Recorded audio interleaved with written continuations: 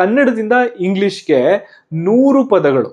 ತುಂಬ ಸ್ಟಾರ್ಟಿಂಗಲ್ಲೇ ನೀವು ಕಲಿಬೇಕಾದ ಈ ಪದಗಳು ಯಾವುದು, ಇದರಿಂದ ನಿಮಗೆ ತುಂಬ ಉಪಯೋಗ ಆಗುತ್ತೆ. ವಿಡಿಯೋನ ಸೇವ್ ಮಾಡ್ಕೊಳ್ಳಿ. ಹಾಗೂ ಯಾರ್ಯಾರು ಇಂಗ್ಲೀಷಲ್ಲಿ ಸ್ವಲ್ಪ ಕಷ್ಟಪಡ್ತಾರೆ, ನಿಮ್ಮ ಸ್ನೇಹಿತರು ಕೂಡ ಇದ್ದಾರೆ, ಅಂಥವ್ರಿಗೆ ಶೇರ್ ಮಾಡಿ. ಯಾಕೆಂದರೆ ಯಾವುದೇ ಗೌರ್ಮೆಂಟ್ ಎಕ್ಸಾಮ್ ಕಟ್ಟಬೇಕು ಅಂದರೆ ಇಂಗ್ಲೀಷ್ ಕೇಳ್ತಾರೆ, ಎಲ್ಲೇ ಹೊರಗೆ ಹೋದ್ರೂ ಇಂಗ್ಲೀಷಲ್ಲಿ ಮಾತಾಡಬೇಕಾಗುತ್ತೆ.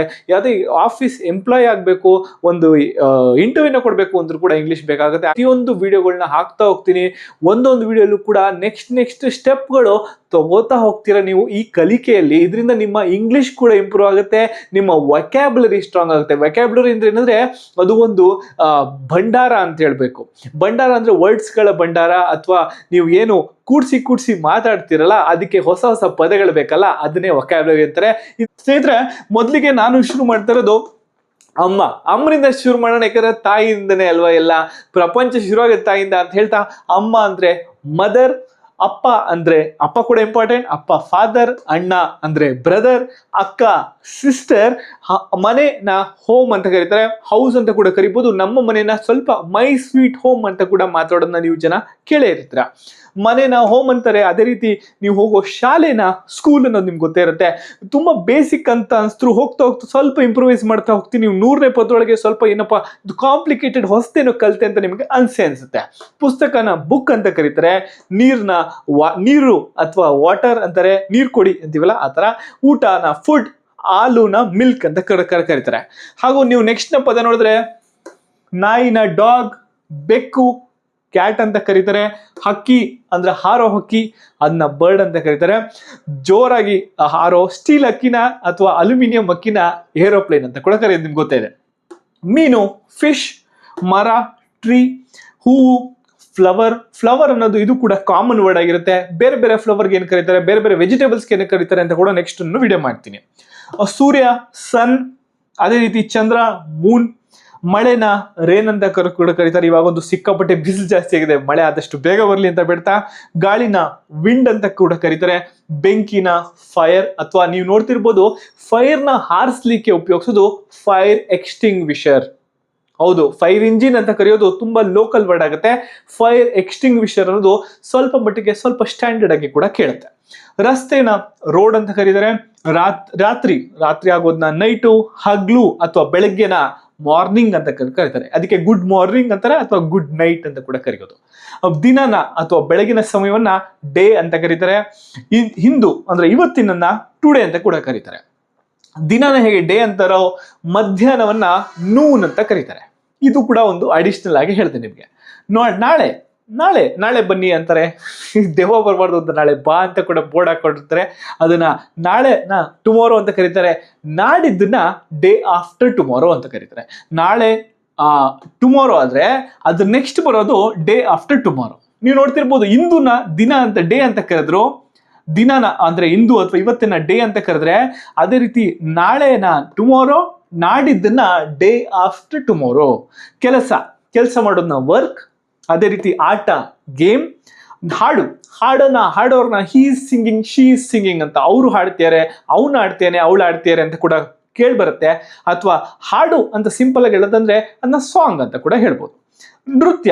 ನೃತ್ಯನ ಡ್ಯಾನ್ಸ್. ನಗರ ಸಿಟಿ ಅಂತ ಕರೀತಾರೆ.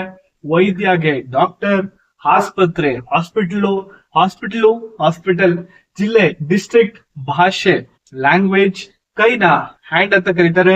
ಅದೇ ರೀತಿ ಕಾಲನ್ನ ಲೆಗ್ ಅಂತ ಕರೀತಾರೆ. ತಲೆನ ಹೆಡ್, ಹಾಗೆ ಓದೋದ್ನ ರೀಡ್, ಹಾಗೆ ಬರೆಯೋದ್ನ ರೈಟ್ ಅಂತ ಕೂಡ ಕರೀತಾರೆ. ಇದು ಎಲ್ಲ ನಿಮ್ಗೆ ಡೈಲಿ ಲೈಫ್ ಅಲ್ಲಿ ಬಳಸುವಂತ ಪದಗಳಾಗಿರುತ್ತೆ. ಇದು ನೀವು ಕಲ್ತ್ಕೊಳ್ಳೋದು ಕೂಡ ತುಂಬಾ ಇಂಪಾರ್ಟೆಂಟ್ ಕೂಡ. ಹಾಗೂ ಹೇಗ್ ಬಳಸೋದು ಅಂತ ಕೂಡ ನೆಕ್ಸ್ಟ್ ನಾವು ತಿಳಿಸ್ಕೊಡ್ತಾ ಹೋಗ್ತೀವಿ. ಬಿಸಿನ ಹಾಟ್ ಅಂತ ಕರೀತಾರೆ.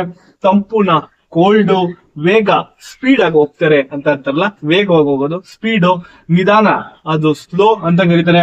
ಸುಂದರವಾಗಿರೋದನ್ನ ಏನ್ ಸುಂದರವಾಗಿದೆ, beautiful, she is a beautiful lady ಅಂತ ಕರೀತಾರಲ್ಲ, she is a beautiful actress ಅಂತ ಕರೀತಾರೆ. ಚೆನ್ನಾಗಿದ್ದಾರೆ ಅಂತ ಕಾರಣಕ್ಕೆ ಕರೀತಾರಲ್ಲ, ಆ ತರ. ಅದೇ ರೀತಿ ಸಂತೋಷ, ನನ್ನ ಹೆಸರು ಸಂತೋಷನೇ. ಇಲ್ಲಿ ಕೂಡ ಸಂತೋಷ ನೀವು ಹ್ಯಾಪಿನೆಸ್ ಅಂತ ಕರಿಬಹುದು. ಅದು ಸಿಂಪಲ್ ಆಗಿ ಅಥವಾ ಕಾಮನ್ ಕರೆಯೋದು ಹ್ಯಾಪಿ. ಶಿ ಈಸ್ ಹ್ಯಾಪಿ, ಅವಳು ಏನು ಸಂತೋಷವಾಗಿದ್ದಾಳೆ. ಹಿ ಈಸ್ ಹ್ಯಾಪಿ, ಅವನು ಸಂತೋಷವಾಗಿದ್ದಾನೆ ಅಂತ ಕೂಡ ಕರಿಬಹುದು. ಸಿಂಪಲ್ ಆಗಿ ನೀವು ಇದೇ ರೀತಿ ಡೈಲಿ ಇಂಗ್ಲಿಷ್ ನ ಆದಷ್ಟು ಬಳಸೋದ್ರಿಂದ ನೀವು ಚೆನ್ನಾಗಿ ಕಲಿತಾ ಹೋಗ್ಬೋದು. ನೆಕ್ಸ್ಟ್ ವರ್ಡ್ಸ್ ಯಾವ್ದು ಅಂದ್ರೆ ದುಃಖ, ಸ್ಯಾಡ್, ಭಯ. ಭಯ ಅಂದ್ರೆ ಏನು, ಸ್ಕೇರ್ಡ್ ಅಂತ ಕೂಡ ಕರೀತಾರೆ. ಅದು ಫಿಯರ್ ಅಂತ ಕರಿಬಹುದು. ಸ್ವಲ್ಪ ಒಳ್ಳೆ ವರ್ಡ್ ಫಿಯರ್ ಅಂತ ಯೂಸ್ ಮಾಡಬಹುದು. ಭಯ ಆಗ್ತಿದೆ ಅಂದ್ರೆ ತುಂಬಾ ಭಯನೇ ಪಡಲ್ಲ ಅಂತಂದ್ರೆ ಶಿ ಇಸ್ ಫಿಯರ್ಫುಲ್ ಪರ್ಸನ್ ಅಂತಾರೆ. ಈಸ್ ಫಿಯರ್ಫುಲ್ ಅಂದ್ರೆ ಭಯನೇ ಪಡದೆ ಇರೋರು ಅಂತ ಅರ್ಥ. ಫಿಯರ್ ಅದು ಯಾವ ರೀತಿ ಬಳಸ್ತೀರಾ ಅನ್ನೋದು ತುಂಬಾ ಮುಖ್ಯ ಆಗುತ್ತೆ. ನೆಕ್ಸ್ಟ್ ಹೇಳ್ತಾ ಹೋಗ್ತೀವಿ. ಸತ್ಯನ, ಟ್ರೂತ್ ಅಥವಾ ಸತ್ಯ ಹೇಳ್ತಾರೆ truth, she is saying truth, he is saying truth ಅಂತ ಕೂಡ ಹೇಳ್ಬೋದು. ಜೀವನ, ಲೈಫ್, ಬಿಡು, ಹೋಗ್ಬಿಡು, ಲೀವ್. ನಡೆಯೋದ್ನ ವಾಕಿಂಗ್ ಅಥವಾ ವಾಕ್. ಹಿಡಿ, ಹೋಲ್ಡ್, ಹೆಲ್ಡ್ ಅಥವಾ ಆಗ್ಲಿ ಹಿಡ್ತಾಗ್ಬಿಟ್ಟಿದೆ ಹೆಲ್ಡ್ ಅಂತ ಕೂಡ ಸ್ವಲ್ಪ ಪಾಸ್ಟ್ ಟೆನ್ಸ್ ಆಗುತ್ತೆ. ಹಿಡಿ, ಹೋಲ್ಡ್. ಕೊಡೋದ, ಗಿವ್. ಕಾಯೋದು, ಯಾರಿಗಾದ್ರೂ ಕಾಯೋದು, ವೇಟಿಂಗ್ ಅಥವಾ ವೇಟ್. ಶುರು, ಸ್ಟಾರ್ಟ್. ನಿಧಾನವಾಗಿ ಹೋಗೋದು ಅಥವಾ ಸ್ಲೋ ಆಗಿ ಹೋಗೋದು ಅಂತ ಕರೀತಾರೆ, ಸ್ಲೋ. ಹಸಿವು, ಹಸುವಾಗಿದೆ ಅನ್ನೋದಕ್ಕೆ ಹಂಗರ್ ಅಂತ ಕರೀತಾರೆ. ಅದೇ ರೀತಿ ದಾಹ ಆದ್ರೆ ಅಥವಾ ಏನಾದ್ರು ನಮ್ಗೆ ನೀರು ಬೇಕಂತಂದ್ರೆ ಥರ್ಸ್ಟಿ ಅಥವಾ ಥರ್ಸ್ಟ್ ಅಂತ ಕೂಡ ಕರಿಬಹುದು. ಥರ್ಸ್ಟ್ ಸ್ಪೆಲ್ಲಿಂಗ್ ನೋಡ್ಕೊಳ್ಳಿ, THIRST, ಥರ್ಸ್ಟ್. ನಿದ್ರೆನ ಸ್ಲೀಪ್. ವಿಶ್ರಾಂತಿ, ರೆಸ್ಟ್. ಅದೇ ರೀತಿ ಬೆಲೆನ ಪ್ರೈಸ್. ಪ್ರೈಸ್ ಅಲ್ಲಿ 2 ತರ ಬರುತ್ತೆ. ಪ್ರೈಸ್ ಯಾವುದೋ ಸ್ಕೂಲ್ ಅಲ್ಲಿ ಚೆನ್ನಾಗಿ ಮಾರ್ಕ್ಸ್ ಬಂದ್ರೆ ಅಥವಾ ಯಾವ್ದೋ ಕ್ರೀಡೆಯಲ್ಲಿ ಚೆನ್ನಾಗಿ ಮಾಡಿದ್ರೆ ಅದನ್ನ ಕೊಡೋದು ಪ್ರೈಸ್. ನೋಡ್ಕೊಳ್ಳಿ, ತುಂಬಾ ಇಂಪಾರ್ಟೆಂಟ್ ಇದು ಪ್ರೈಸ್. ಅದು ಅದೇ ನೀವು ಯಾವ್ದೋ ಒಂದು ಬೆಲೆ ಕೊಡ್ಬೇಕು ಅಂದ್ರೆ, ಈಗ ನೀವೇನೋ ಅಕ್ಕಿ ತಗೋಬೇಕು, ಗೋಧಿ ತಗೋಬೇಕು ಅಥವಾ ಹಾಲು ತಗೋಬೇಕು, ಅಂಗಡಿಗೆ ಹೋಗ್ತೀರಾ ಅಂದ್ರೆ you are paying a price. Price ಅಥವಾ ಅಮೌಂಟ್ ಎಷ್ಟು ಅಂತ ಕರಿತೀವಲ್ಲ, ಅದು PRIC. ಇದೇ ಡಿಫರೆನ್ಸ್. ಇದು ತುಂಬಾ ಇಂಪಾರ್ಟೆಂಟ್. ಸ್ವಲ್ಪ ಈಗ 60ರಿಂದ 65 ನಾನು ಸ್ವಲ್ಪ ಈಸಿಯಾಗಿ ಹೇಳ್ಕೊಟ್ಟೆ. ಸ್ವಲ್ಪ ಕ್ಲಿಷ್ಟಕರವಾಗಿರೋ ಸ್ವಲ್ಪ ಕಷ್ಟವಾದ ವರ್ಡ್ಸ್ ಗಳನ್ನ ನೋಡ್ತಗೋಣ. ನಾನು ಅಂದ್ರೆ ಐ, ನೀನು ಅಂದ್ರೆ ಯು. ಅದೇ ರೀತಿ ಅವನು ಅಂದ್ರೆ ಹಿ, ಅವಳು ಅಂದ್ರೆ ಶಿ. ಅವರು ಅಂದ್ರೆ ಸ್ವಲ್ಪ ಜನ ಜಾಸ್ತಿ ಇದ್ರೆ ದೇ ಅಂತ ಕೂಡ ಕರೀತಾರೆ. ಅಂದ್ರೆ ಇಬ್ಬರಿಗಿಂತ ಜಾಸ್ತಿ ಇದ್ರೆ ಅಥವಾ ಇಬ್ಬರಾದ್ರೂ ಕೂಡ ದೇ ಅಂತ ಹೇಳ್ಬೋದು. ಅವರು ದೇ. ನಾವು, ನಾವೆಲ್ರು. ಅದೇ ಎಕ್ಸಾಮ್ ನಾವೆಲ್ರು ಅಂತ ಅಂತೀವಲ್ಲ, ಅದಕ್ಕೆ ವಿ. ಇದು ಅಂದ್ರೆ ದಿಸ್. ಇದೇನಾದ್ರೂ ಇರ್ಬೋದು. ಈಗ ನಮ್ಮ ಹತ್ರ ಇದು ಪೆನ್, ರೈಟ್? ಇದು ಕೂಡ ದಿಸ್ ಪೆನ್ ಅಂತ ಕೂಡ ಹೇಳ್ಬೋದು, ಆಯ್ತಾ? ಅದು ಅಂದ್ರೆ ದಟ್. ಇವು ಅಂದ್ರೆ ದೀಸ್. ಹಾಗೆ ಅವೆಲ್ಲವು ಅಂತ ಅಂದ್ರೆ ಸ್ವಲ್ಪ ನೀವು ಎಲ್ಲಿ ತೋರಿಸ್ತೀರಾ ಅಥವಾ ಯಾವ ಸಬ್ಜೆಕ್ಟ್ ಬಗ್ಗೆ ಮಾತಾಡ್ತೀರಾ ಅಂದ್ರೆ ಮೇಲೆ ಇದು ಡಿಪೆಂಡ್ ಆಗುತ್ತೆ. ಅವು ಅಂದ್ರೆ ದೋಸ್ ಅಂತ ಕೂಡ ಕರಿಬಹುದು. ನನ್ನ, ಮೈ ನೇಮ್ ಅಂದ್ರೆ ವಾಟ್ಸ್ ಯೋರ್ ನೇಮ್. ನಿನ್ನ ಹೆಸರೇನು ಅಂದ್ರೆ ನನ್ನ ಹೆಸರು. ಏನು ಸಂತೋಷ ಅಂತ ಹೇಳಲ್ಲ, ಅದೇ ರೀತಿ ಮೈ ಅಂತ ಕೂಡ ಕರಿಬಹುದು. ನಿನ್ನ ಅಂದ್ರೆ what's your name, what is your name ಅಂತ ಕೇಳಿದಾಗ ಯುವರ್ ಅಂತ ಬರುತ್ತೆ ನೋಡಿ.